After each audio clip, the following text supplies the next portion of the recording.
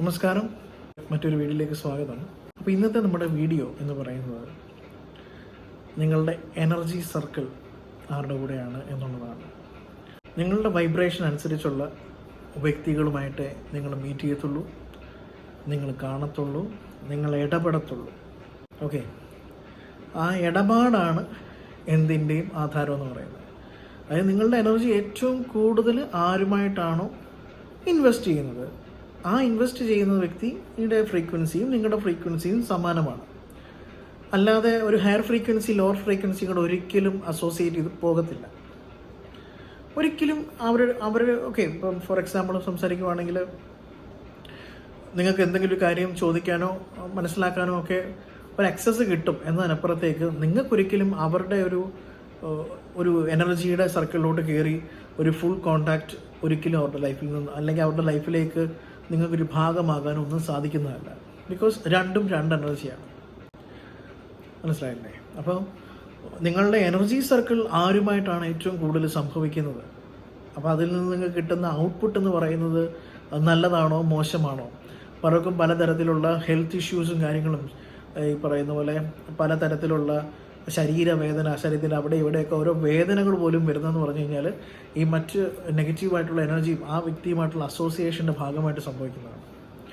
അപ്പോൾ അത് ഈ പറയുന്ന പോലെ ചിലർ പലതരത്തിലുള്ള ഹീലിംഗ് പ്രോസസ്സിലേക്ക് പോകാറുണ്ട്, ഹീൽ ചെയ്യാൻ വേറെ ഒരു തേർഡ് പാർട്ടിയെ വെച്ചിട്ട് ഹീൽ ചെയ്യാൻ ശ്രമിക്കാറുണ്ട്. പക്ഷെ എന്തുകൊണ്ടത് പലപ്പോഴും സക്സസ്ഫുൾ ആവുന്നില്ല എന്ന് പറഞ്ഞു കഴിഞ്ഞാൽ സ്റ്റിൽ നിങ്ങൾക്കറിയില്ല ഇതെങ്ങനെയാണ് ഇതിൻ്റെ വർക്കിംഗ് പ്രിൻസിപ്പിൾ എന്നുള്ളത്. അപ്പോൾ നിങ്ങൾക്ക് ഈ പറയുന്നത് ഒന്ന് കഴിയുമ്പോൾ വീണ്ടും നിങ്ങൾ ചെയ്യാൻ പോകുന്നതെന്ന് വെച്ചാൽ നിങ്ങൾ പണ്ട് ചെയ്തുകൊണ്ടിരുന്ന കാര്യങ്ങൾ തന്നെ വീണ്ടും ചെയ്യാനുള്ള ടെംപ്റ്റേഷനും, ബിക്കോസ് സബ് കോൺഷ്യസ് എങ്ങനെയാണോ പ്രോഗ്രാം അയക്കുന്നത് ആ പ്രോഗ്രാമിങ്ങിനനുസരിച്ച് സബ് കോൺഷ്യസ് വർക്ക് ചെയ്തുള്ളൂ. അപ്പോൾ വേറൊരാൾ ഒരു മീഡിയേറ്റർ പോലെ ഇടയ്ക്ക് നിങ്ങളുടെ ലൈഫിലോട്ട് വന്ന് നിങ്ങളെ ഒരു 1-2 മണിക്കൂർ നിങ്ങളെ ഹീൽ ചെയ്യുമ്പോഴും സ്റ്റിൽ സബ് കോൺഷ്യസ് പ്രോഗ്രാമിനത് യാതൊരു മാറ്റവും. അപ്പോൾ സംഭവിക്കാൻ പോകുന്നത് എന്താണ്? ആ പണ്ടുണ്ടായേക്കുന്ന ഇഷ്യൂസ് 2-3 ദിവസം കഴിയുമ്പോൾ വീണ്ടും സംഭവിക്കാൻ പോവാണ്. അപ്പോൾ എല്ലാവരും ചെയ്യുന്ന ഒരു എളുപ്പപ്പണിക്ക് വേണ്ടിയിട്ടാണ് ഈ പറയുന്ന മീഡിയേറ്റേഴ്സിനെ വെക്കുന്നത്. പക്ഷേ ഈ എളുപ്പപ്പണി സക്സസ്ഫുൾ ആകില്ല എന്നുള്ളത് നമ്മളുടെ എക്സ്പീരിയൻസിലൂടെ നമ്മൾ മനസ്സിലാക്കിയതാണ്.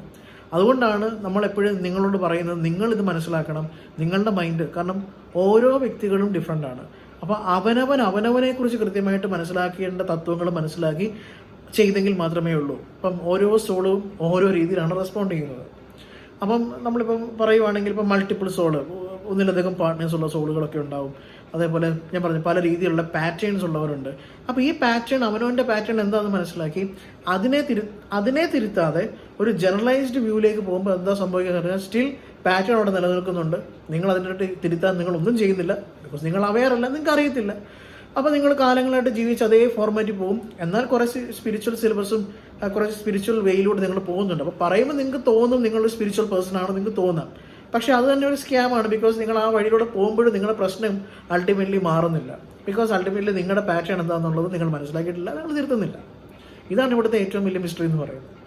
അപ്പോൾ ഇങ്ങനെയുള്ള പല ഇഷ്യൂസിൻ്റെയും റീസൺ എന്ന് പറയുന്നത് നിങ്ങളുടെ എനർജി അസോസിയേഷനാണ്. നിങ്ങൾ ഏത് വ്യക്തിയുമായിട്ടാണ് ഏറ്റവും കൂടുതൽ എനർജി അസോസിയേറ്റ് ചെയ്യുന്നത്? ഈവൻ ഒരു തോട്ട് മതി, ഒരു ചിന്ത മതി, അല്ലാണ്ട് നിങ്ങൾ അവരുടെ പ്രസൻസിൽ പോയി നിൽക്കുകയും വേണ്ട.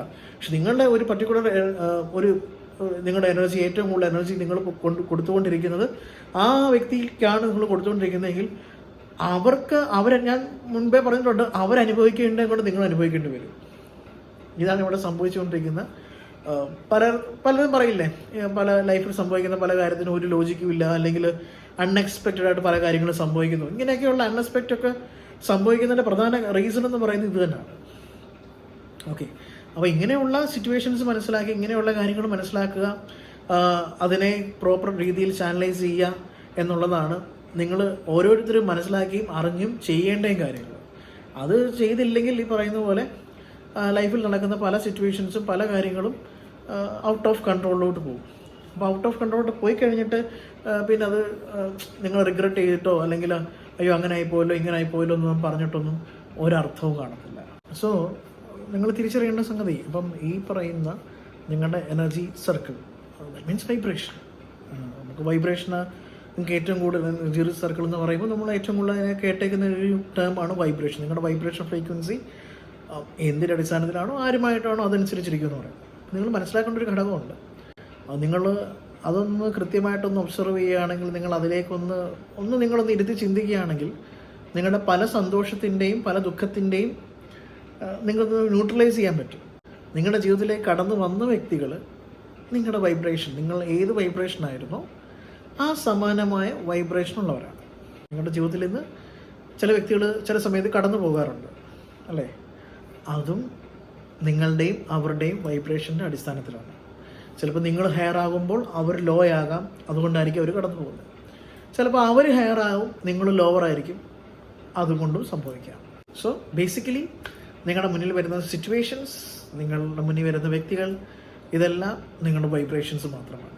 നിങ്ങളുടെ ജീവിതത്തിലേക്ക് കടന്നു വരുന്ന എല്ലാവരും തന്നെ, അത് ചിലപ്പോൾ ടീച്ചറാകാം, സ്റ്റുഡൻസ് ആകാം, ഹസ്ബൻഡാകാം, ലവറാകാം, ബന്ധുമിത്രാദികളാകാം, സഖ്യരാകാം, സഖിമാരാകാം, തോഴിമാരാകാം, എല്ലാവരും തന്നെ, അച്ഛൻ, അമ്മ, നിങ്ങൾ കല്യാണം കഴിഞ്ഞ് കയറി ചെല്ലുന്ന വീട്, അവിടെ ഉണ്ടാകുന്ന വ്യക്തികൾ, സാഹചര്യങ്ങൾ, ഇതെല്ലാം നിങ്ങളുടെ വൈബ്രേഷനുമായിട്ട് അനുസരിച്ച് മാത്രമാണ് സംഭവിക്കുന്നത്.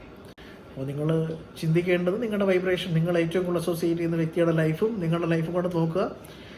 അപ്പോൾ നിങ്ങൾക്ക് മനസ്സിലാക്കാൻ പറ്റും നിങ്ങളുടെ വൈബ്രേഷൻ ഫ്രീക്വൻസി ഹൈ ആണോ ലോ ആണോ എന്നുള്ളത്. വളരെ സിമ്പിളായിട്ട് മനസ്സിലാക്കാം. നിങ്ങൾ ഏറ്റവും കൂടുതൽ അസോസിയേറ്റ് ചെയ്യുന്ന വ്യക്തിയുടെ ഒരു ജീവിത നിലവാരം, നിങ്ങൾ ഏറ്റവും കൂടുതൽ എനർജി ഇൻവെസ്റ്റ് ചെയ്യുന്ന വ്യക്തിയുടെ ഒരു ജീവിത തലം, നിലവാരം, അതിൽ നിന്ന് മനസ്സിലാക്കാം നിങ്ങളുടെ വൈബ്രേഷൻ എന്താണെന്നുള്ളത്. അപ്പോൾ അത് നല്ലതാണോ മോശമാണോ എന്നുള്ളത് നിങ്ങൾ ഡിസൈഡ് ചെയ്യുക. വൈബ്രേഷൻ ലോ ആണെന്ന് മനസ്സിലാക്കി കഴിഞ്ഞാൽ അതിനെ തിരുത്താനുള്ള സ്റ്റെപ്സ് നിങ്ങൾ ചെയ്താൽ മാത്രമേ ലൈഫിൽ നിങ്ങൾ ഉദ്ദേശിക്കുന്ന ഹൈറ്റ്സിലേക്ക് പോകാൻ പറ്റത്തുള്ളൂ എന്നുള്ള സത്യം മനസ്സിലാക്കുക. ലോവർ വൈബ്രേഷനിൽ ഇരുന്നിട്ട് ഒരിക്കലും ഹയർ വൈബ്രേഷൻ സിറ്റുവേഷൻ നിങ്ങൾ എക്സ്പീരിയൻസ് ചെയ്യത്തില്ല. ഇനി ഭാഗ്യവശാൽ നിങ്ങൾക്കത് എക്സ്പീരിയൻസ് ചെയ്തു എന്നിരിക്കട്ടെ, പൊടുന്നതിനെ താഴ്ത്തും. ബിക്കോസ് ഞാൻ പറഞ്ഞല്ലോ അതെങ്ങനെ സംഭവിക്കുന്നു. ചില സിറ്റുവേഷനിൽ ആത്മാവിന് വേണ്ടത് മനസ്സ് ചെയ്യുമ്പോൾ മനസ്സിനെ സന്തോഷിക്കാനുള്ള ആത്മാവ് കൊടുക്കും. ആ ഒരു ഭാഗ്യം, അതിനെ നമുക്ക് പറയാം ഭാഗ്യം എന്ന് പറയും. ആ ഭാഗ്യം എപ്പോഴും തുണയ്ക്കണമെന്നില്ല. അത് നിങ്ങളുടെ ഒരു സ്ഥായി ഭാവമാവണമെന്നുണ്ടെങ്കിൽ നിങ്ങളുടെ വൈബ്രേഷൻ അത്രയും ഹയർ ആവണം. സോ ആലോചിച്ച് നോക്കുക, ലൈഫിൽ സംഭവിച്ച സിറ്റുവേഷൻസ് എല്ലാം ഇരുന്നൊന്ന് ആലോചിച്ച് നോക്കുക. തിരുത്തലുകൾ അനിവാര്യമാണോ? മാറ്റിയെടുക്കേണ്ടതായിട്ടുണ്ടോ?